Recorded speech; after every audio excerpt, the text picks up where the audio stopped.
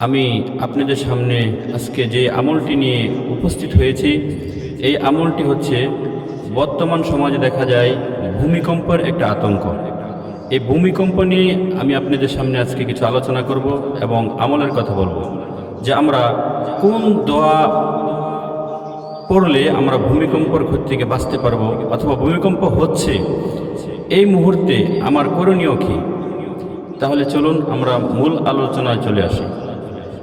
যদি ভূমিকম্প আসে বা ভূমিকম্প হয়, তাহলে আমরা প্রথমে যেটা করব, আল্লাহর নাম নিয়ে আমরা কি করব, ঘর থেকে বের হয়ে যাব।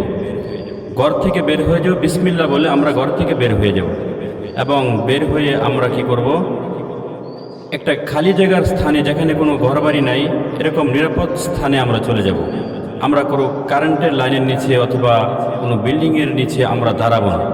যদি দাঁড়াই তাহলে দেখা যায় যে বিল্ডিংটা যদি ভূমিকম্পের কারণে আমার উপর ধসে পড়ে হয়তো আমি মারা যেতে পারি বা আমার পরিবার মারা যেতে পারে। তাই আমরা কি করব, যদি আমরা একতলা দুতলা থাকি বা তিনতলায় থাকি, আমরা সিঁড়ি দিয়ে দ্রুত নেমে যাব। 10 সেকেন্ড অথবা 5 সেকেন্ডের ভিতরে আমরা নামার চেষ্টা করব। যদি আমরা 4 তলায় থাকি অথবা 5 তলায় বা আরও বেশি উপরে থাকি, তাহলে আমরা বিল্ডিংয়ের যে ভীম আছে, ভীমের কাছে আমরা দাঁড়িয়ে থাকব, অথবা কোনো শক্ত টেবিলের নিচে আমরা চলে যাব। তাহলে আশা করা যায় আমরা বাঁচতে পারবো। আর দ্বিতীয় নম্বর হচ্ছে, আমরা যে ভূমিকম্পের সময় যে দোয়াটি পড়ব, এই দোয়াটি হচ্ছে এই আল্লাহুম্মা আউযু বিওয়াজহিক।